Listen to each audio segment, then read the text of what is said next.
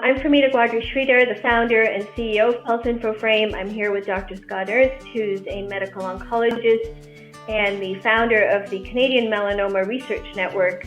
Really pleased to have the opportunity to speak to him about how the real-world data that's collected in the Pulse platform has potentially contributed to new research as well as publications, and then what the future looks like in terms of advancing some of the real-world data initiatives. So, Scott, over to you a little bit about what gives you the greatest joy when you think about the outcomes of what's happened so far from the data that's been collected over more than a decade in this particular platform.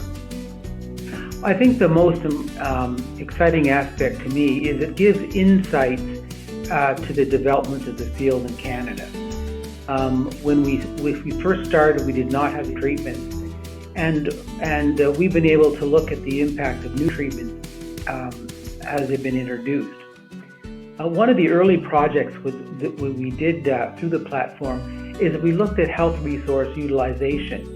The cost of healthcare is an enormously important topic and is becoming increasingly so as the cost of healthcare go up.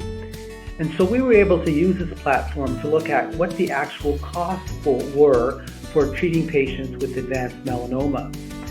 Little did we know at the time that this just preceded the introduction of these new treatments.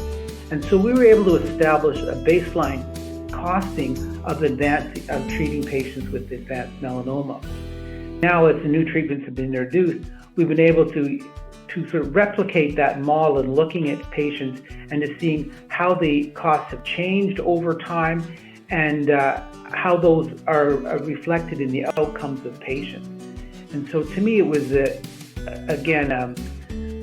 very important opportunity to look at an area that is very seldom looked at, certainly in the standard medical literature.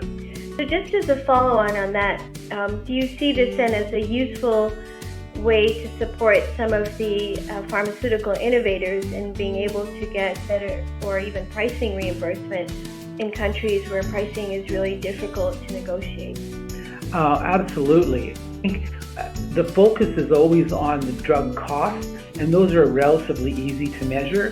What is not easy to measure is the value for those costs. Impacting on the patient's lives, their ability to live normal lives, return to work, what it costs patients to receive treatment, as well as centers to administer it. And so it enables us to broaden the understanding of the real costs of treating patients, not simply focus on drug costs. And it allows us to really offset that balance between benefit and cost that we're getting, which really is the value of the treatment, not simply its dollar cost.